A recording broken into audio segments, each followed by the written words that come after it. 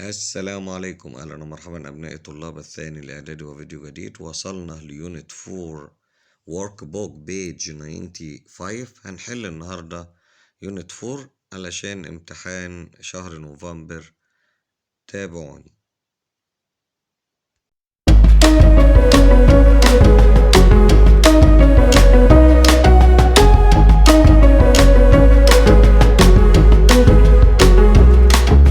for lesson 1 page 95. ده الورك بوك يا شباب. into the past. نرجع للماضي بقى، إلى الماضي.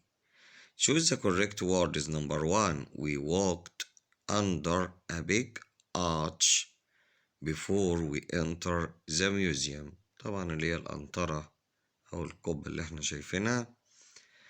Number 2. There is an important football game on as.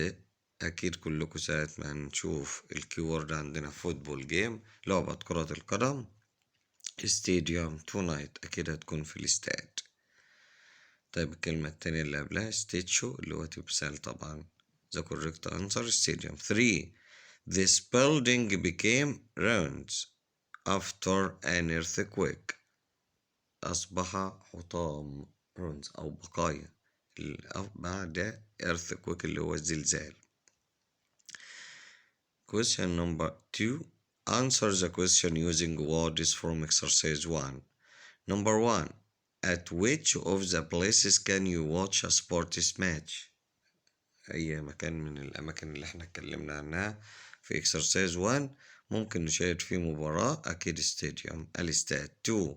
Which of the places can be an entrance to another place؟ مدخل لمكان آخر، يبقى arch اللي هي القنطرة. 3.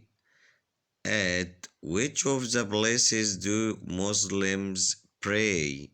هي من الأماكن اللي المسلمين بيصلوا فيها mosque اللي هو المسجد. 4. Which of the places usually has very strong walls؟ حوائط قوية جدا، أكيد هتبقى castle. castle اللي هي القلعة، ناخد بالنا التي سايلنت. castle القلعة. 5. Which of these might you see in a museum؟ هنشوف ايه في المتاحف؟ اكيد هنشوف ستيتشو التمثال. 6. Which of these is not a complete building؟ مبنى ليس كامل، اكيد ruins اللي هو البقايا او الحطام. Complete the text with must or mustn't. must طبعا الالزام، mustn't التحريم prohibition أو forbidden. It's a long walk to the temple, so you must all listen carefully. ماشي طريق طويل للمعبد، يجب علينا أن ننصت بعناية. It is hot today. جو حار. So you must all wear a hat. يجب علينا جميعا ارتداء القبعة. You must take some water too. يجب علينا أن نأخذ بعض الماء أيضا. Cars mustn't drive on this road so we can walk on it safely. الطريق ده غير مسموح للسيارات تمشي فيه عشان لكي نستطيع أن نمشي في أمان. However، على الرغم من you must stay on the road and you must walk. تبقى على الطريق وتمشي. You mustn't run there. يجب ألا نجري. When we arrive at the temple، ما نوصل المعبد، لما نصل إلى المعبد you mustn't touch any of the buildings because it's very old. ممنوع نلمس هذه المباني لأنها قديمة جدا. We can eat our picnic lunch after we visit the temple. نتناول أو نأكل غداء النزهة بعد زيارة المعبد. But ولكن you mustn't eat in the temple. هنا ممنوع إن أنت تأكل في المعبد. Finally، وفي النهاية You mustn't forget to write about what you see. لا تنسى أن تكتب عن ما رأيته. بعد كده عندنا write the rules for the place you discussed in the student's book page 35. هترجع لبداية الكتاب اللي هو صفحة 35 exercise 5 وتقول لنا الرولز القوانين أو القواعد للمكان الذي زرته. ممكن نقول you mustn't run in the museum. هنلاقي هناك المكان اللي هو الميوزيوم اللي هو المتحف. You mustn't touch any of the building. You must take some water. نفس الفكرة بتاع السؤال اللي قبله. Unit 4 lesson 2 page 96. الكروس ووردز طبعا بنستمتع بها اللي هي الكلمات المتقاطعة. هنعرف ان نمبر 1 guide اللي هو المرشد. نمبر 2 ancient ancient لو عايزين نحفظ الكلمات ancient اللي هي قديم. the opposite is modern اللي هي حديث modern. ancient تاني يا شباب معايا أكيد repeat after me. ancient ancient من اسمها syllable زي ما احنا تعودنا. نمبر 3 view اللي هو منظر طبعا منظر طبيعي view VIEW. نمبر 4 historic HISTORIC historic اللي هي تاريخي. نمبر 4 ودي نمبر 5 awesome اللي هي طبعا رائع. بعد كده write these numbers as words. هنكتب الكلمات دي طبعا بالحروف. الأعداد النمبرز اللي هي الأعداد بالحروف أو بالكلمات. The first one 2000 طبعا 1000 اللي هو 1000 2000. نمبر 2 5000 3000 4000 590 5 18672. Question number 3 complete the review with words or numbers from exercises 1 and 2. My trip to Petra. ده بنكمل باستخدام الكلمات اللي يمكن كانت معانا في exercise 1 اللي هي كلمات الكروس وورد الكلمات المتقاطعة.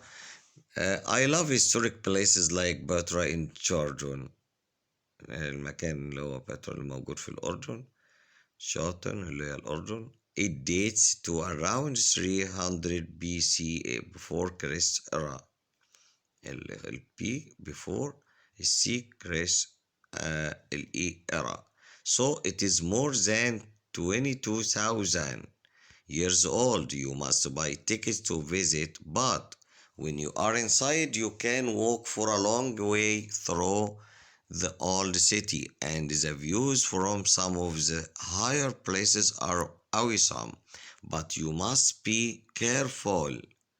Our guide explained how old the temples are. They are really ancient. I really enjoyed our day there and recommend a visit. ده بيكلمنا على المكان. وأول حاجة بنبدأ نقول الديتس اللي هو يرجع تاريخه إلى وبيقولوا بالسنوات بعد كده. وبيقول لنا طريقة الدخول بالتيكتس ولا بالجايد بالمرشد أو بالتذاكر. ما جاب لنا نفس السؤال ونفس الفكرة وقال لنا find out اللي هو question number 4 find out about another historic place مكان تاني تاريخي and write a paragraph describing in your notebook. تكتبه في كراستك طبعا وتوصفه answer these questions. هنجاوب هنعمل نفس التوبيك ده زي الموضوع ده بالظبط. يعني أقول I love historic places like pyramids in Egypt. يعني لو هبدأ هقول نفس الفكرة بقول تاني. البعض بيقول ما بتحلش بتسيب لنا أسئلة يا مستر. لا هو السؤال بيبقى متكرر انت بتغير المكان وبتكتب نفس الأفكار. فيعني كأننا بنملى الحقول الفاضية اللي هي السبيس بالظبط. فاحنا هنقول I love historic places like pyramids in Egypt. It dates to around 5000 years، هي عمرها حوالي 5000 سنة. It is a very important place.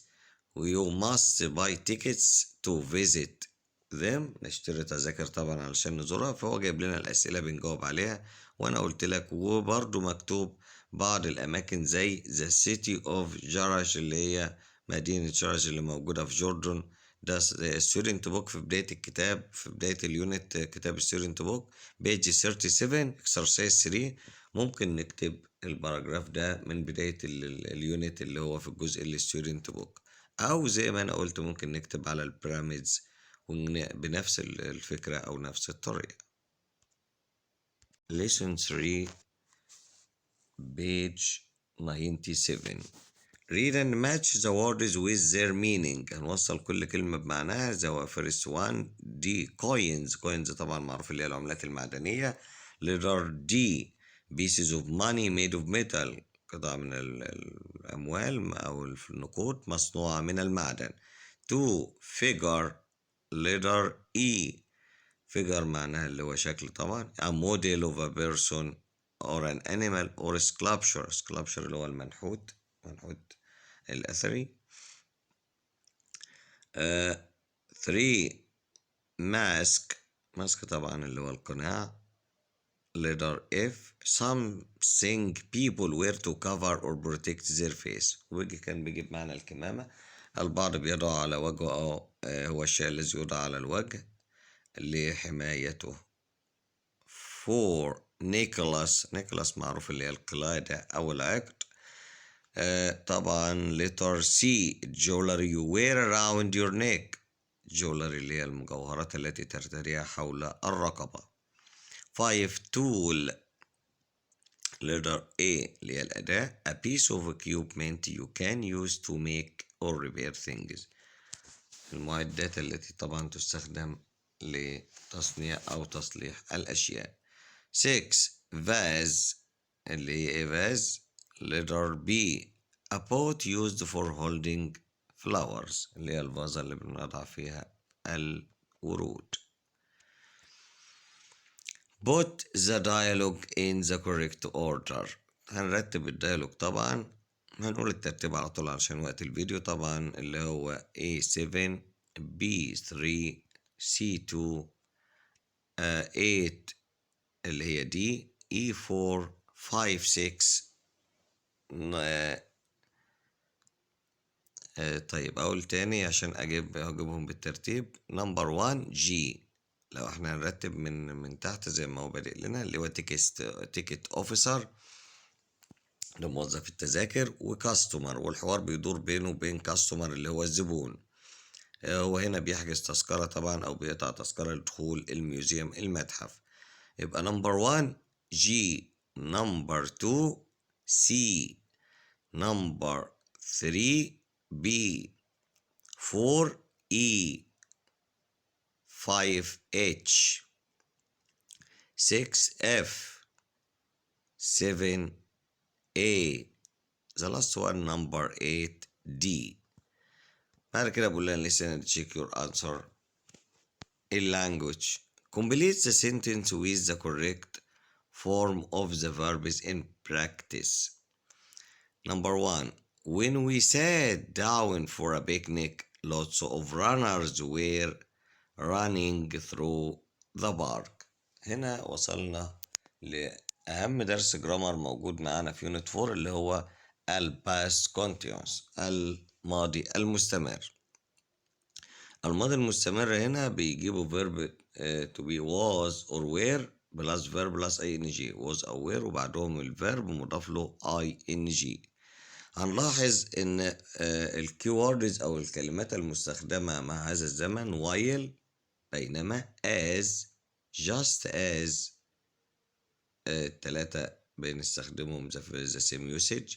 عندنا when اللي هي عندما، وبيجي بعدها past simple past continuous.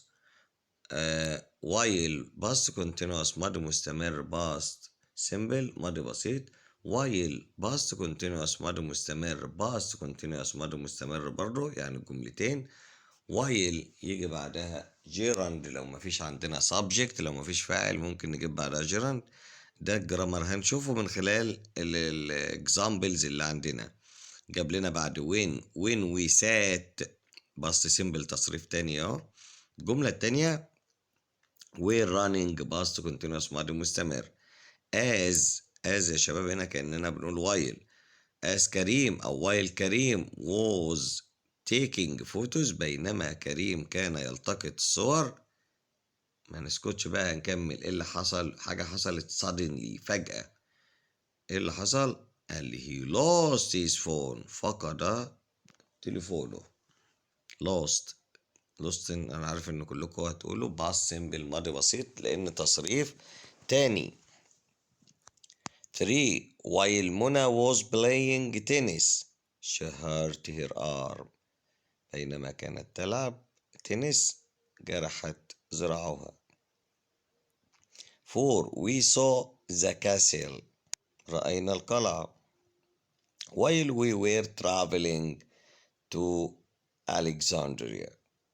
5 I was doing my homework when my sister called me. يبقى هنا ماضي مستمر جاء الماضي البسيط ليقطعه. 6 lots of birds دي اكتبوها انتوا بقى يا شباب. lots of birds were flying in the sky as we were sitting down. هنا اتنين ماضي مستمر زائد the same لأن السبجكت مختلف. أو هنا lots of birds العديد من الطيور were flying in the sky كانوا يطيروا يبقى were و flying FLYING as اللي هي while we were sitting down on the beach كنا بنجلس على البيتش.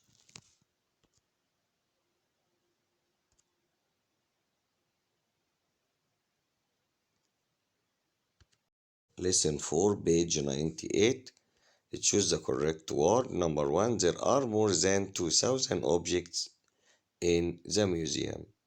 يوجد أكثر من 2000 شكل في المتحف.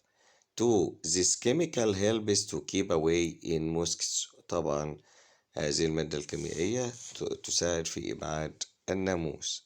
3 the black and white designs around the window are beautiful. طبعا اللون الأبيض والأسود المصمم حول الشباك جميل. اللونين دول جميل. 4 these bowls are made of clay. السلطانية أو الوعاء ده مصنوع من clay الطين الصلصال. 5 bees and ants are important insects. طبعا النحل والنمل حشرات هامة are important insects. 2 match to make sentence about ancient Egyptian. Number 1 paint helped to protect people's eyes from the sun. 2 paint also helped to keep away insect. 3 they used big clay bowls too. دي اللي هي mix ingredients for food. استخدم الأواني الفخارية علشان mix ingredients نخلط مكونات أو مقادير الطعام.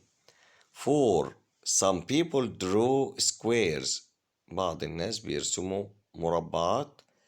ليه؟ قال لي on the floor to play games على الأرضية عشان يلعبوا جيم. listening طبعا هنعرف من خلال listening إن letter A اللي هو بلندر اللي احنا شايفينه ده، و number 2 اللي هي glasses، و number 1 اللي هو تشيس اللي انتوا شايفينها طيب بتاع الشطرنج، و 3 اللي هي دي. Writing write a description of about 90 words on the object in your home. هتكتب لنا 90 كلمة بتوصف شيء من الأشياء اللي موجودة في المنزل. What is it made of؟ طب هي الشيء ده مصنوع من إيه؟ what do people use it for؟ الناس بتستخدمه في ايه؟ how often do you use it؟ كم عدد المرات التي تستخدمه فيها؟ what do you think of it؟ رأيك فيه why؟ كده ممكن تختار أي حاجة، ممكن نختار سبون المعلقة، ممكن نستخدم بوت، ممكن نتكلم على anything at home an object in my home. هنلاحظ ان احنا هنكتب التايتل عنوان في وسط السطر وبنبدأه بكابيتال ليتر. بعد كده ممكن انا عملت تخيل، ممكن اقول there are many important objects in my home. يوجد الكثير من الاشياء طبعا اللي في منزلي. One of them is the glass. احدهما الكوب. It's made of glass. طبعا الكوب مصنوع من الزجاج. We use it in many ways أو in different. بنستخدمه بطرق كثيرة. We drink water. ممكن نقول بنشرب في water and juice والعصير in it. We use it every day. وأكيد بنستخدم الكوب كل يوم. I think it's very useful. في رأيي أو in my opinion هو جايبه عشان نتكلم باستخدام in my opinion or I think في رأيي مفيد جدا. We can't do without it. لا نستطيع الاستغناء عنه. انت ممكن تختار اي شيء تاني.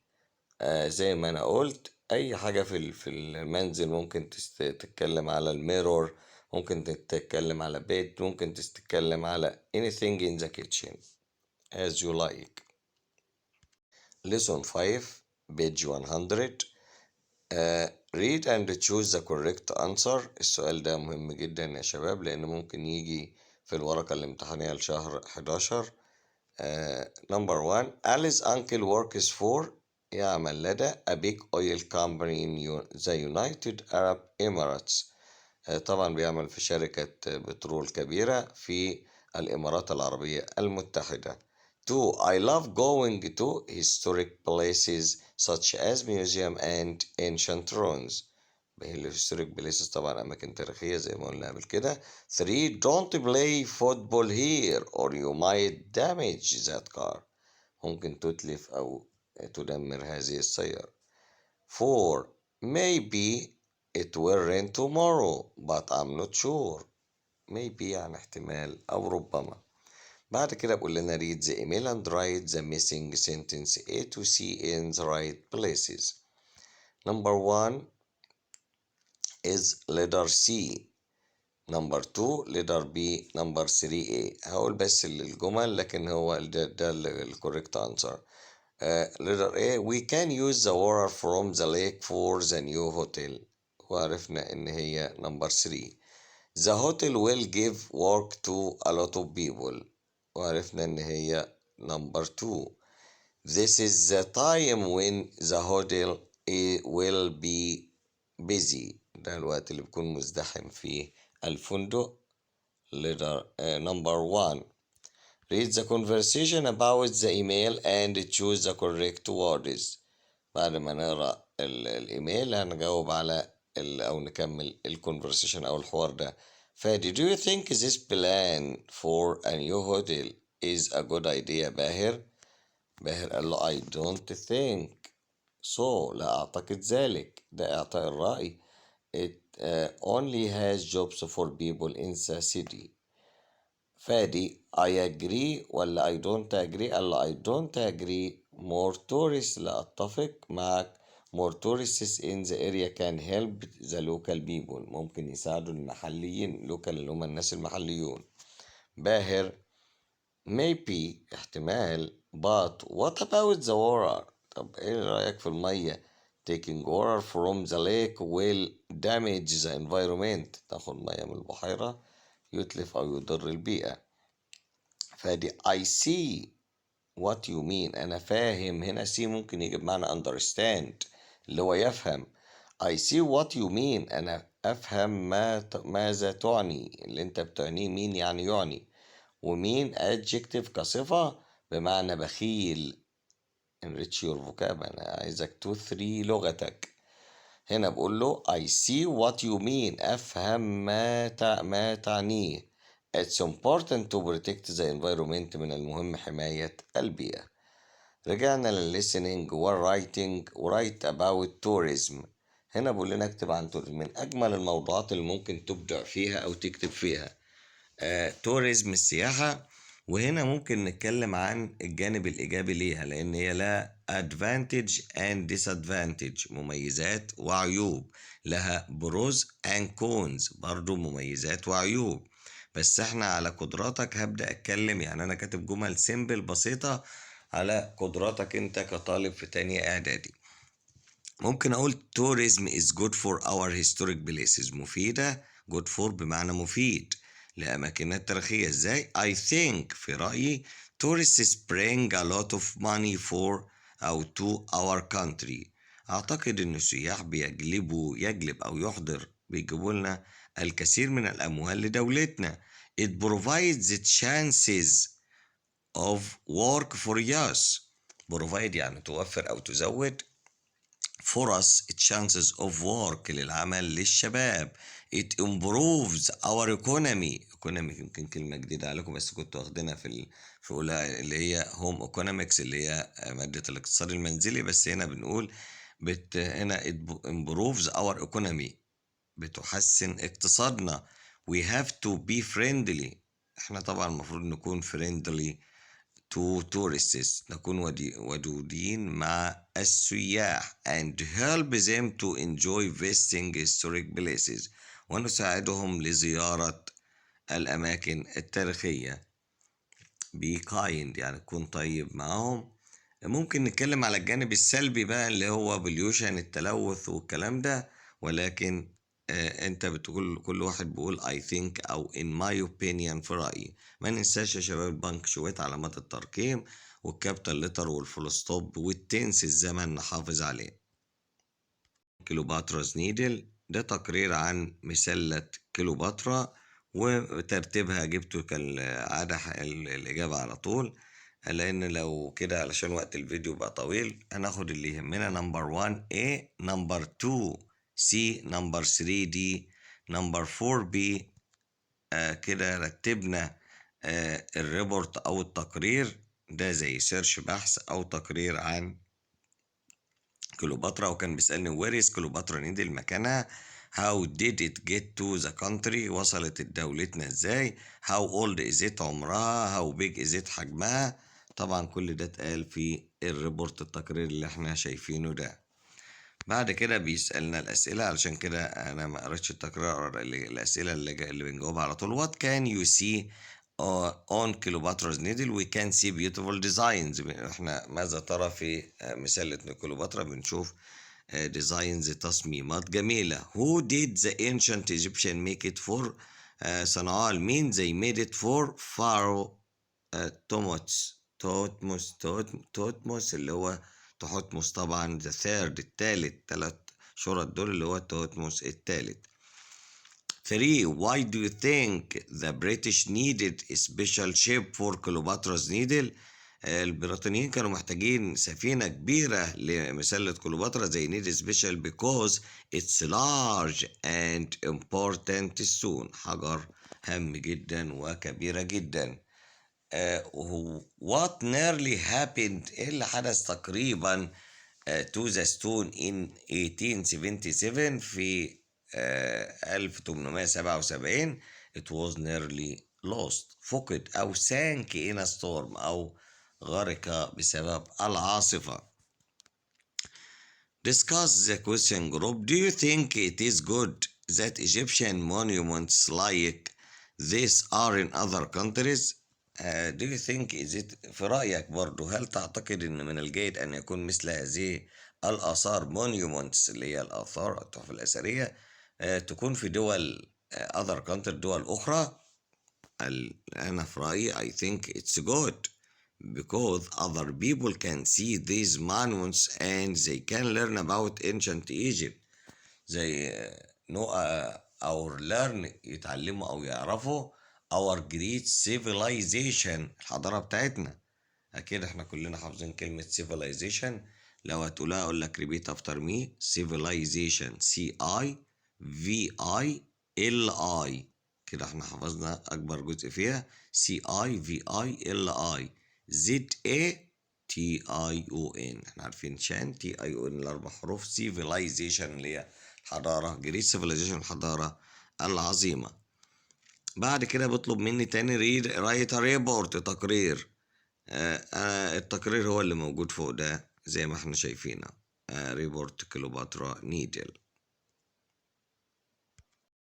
وصلنا المحطة الأخيرة في يونت 4 ليسون 7 complete the table with the words in the box. هنكمل طبعا التابل الجدول اللي احنا شايفينه. هنطلع من الكلمات اللي موجودة فوق الادجectives اللي هي الصفات، أو some historic strong اللي هي قوي، الماتيريالز اللي هي المواد الخام اللي هي clay الصلصال، بابيروس ورق البرد، وود الخشب، الميوزيوم اوبجكت الاشياء اللي موجوده في المتحف، كوين عمله معدنيه، فيجر اشكال، ماسك اللي هو اقناع او قناع، الفيربز الافعال اللي موجوده عندنا، دامج، تاتش، واي يعني يزن. بعد كده الساينس اللي احنا شايفينها او اللافتات اللي احنا شايفينها بتقول لنا اول واحده ذا فيرست وان اللي هي you mustn't drink this ممنوع نشرب ده. sign number 2 you mustn't touch this لا تلمس هذا. sign number 3 you must turn right اللي هو الدايركشنز الاتجاهات turn right لف يمين. the last one number 4 you must watch out يجب أن تحترس for cows الأبقار. question number 3 match to make sentence. number 1 ممكن نقول على طول علشان وقت الفيديو. number 1 C, number 2 A, 3 E, 4 B, and the last one number 5 D. number 5 بيقول لي we were all laughing كلنا بنضحك when he finished that funny story لما خلص أو انتهى من القصة المضحكة. دلوقتي بقول لك complete the story in 1-2 paragraphs. كمل لنا القصة اللي أنا هكتبها. فأنا كتبت قصة من عندي كده طبعا بتستخدم فيها الباست كونتينوس الماضي المستمر والباست سيمبل الماضي البسيط. ولما يجي يجيب لنا اكتب قصة أو نحكي هنكتب دايما أو write about your holiday أو weekend هتستخدم باست سيمبل الماضي البسيط اللي هو second form of the verb التصريف التاني. فهنا بقول لي I was walking through the park when I heard a strange noise. طبعا كل واحد ممكن يكتب بطريقته. هنا أنا بقول كنت أمشي في خلال البارك اللي هو المنتزه عندما سمعت صوت أو ضوضاء غريبة. ممكن أنت تقول I ran أو بطريقتك وتتخيل مثلا لقيت أحد الحيوانات واختبأت منه. I saw مثلا a lion I jumped on a tree و I hide اختبأت على الشجرة. I felt frightened شعرت بالخوف. أنا عملت تخيل كده قلت I ran to see what happened بعد ما سمعت الصوت جريت لكي أرى أو I hurried أو I ran ماذا حدث. I found a little boy crying وجدت طفل صغير يبكي. He got lost أكيد كان تايه. I gave him a hand هنا الإكسبريشن أو التعبير ده ساعدته. I helped him مش أعطيته إيدي يعني ما نقولش نترجمش ترجمة حرفية. I gave him a hand ساعدته or I helped him. We looked for his parents بدأنا بقى بحثنا عن الوالدين. while we were ومكتوبة مرتين سوري. while we were walking بينما كنا نمشي I heard someone calling سمعت حد بينادي. It's his mom. طب واحد يقول لي ما قلتش ليه يا مستر she is his mom. ممكن نقول she is his mom أو she is his mother. لكن دايما السترينجرز أو الغرباء ممكن يقول لك حتى في الفون كول يقول لك it's Ali إنه علي. it's his mom إنها والدته. I felt happy شعرت بسعادة. she thanked me شكرتني a lot. I said it's my pleasure دي طبعا قلت لها من دواعي سروري to help. best regards good luck بنستعد لامتحان شهر نوفمبر اللي هو شهر 11. بنوه تاني السؤالين الأساسيين اللي في الامتحان الباسج اللي هي comprehension القطعة وده انا هحاول اجهز لكم الفيديو القادم امتحان نتمرن عليه. والسؤال اللي التاني اللي هو الباراجراف، موضوع التعبير، وانا كتبت في اليونت دلوقتي 3 باراجرافز، ان شاء الله يجي لنا منهم واحد. good luck. لا تنسوا الاعجاب بالفيديو والاشتراك في القناة.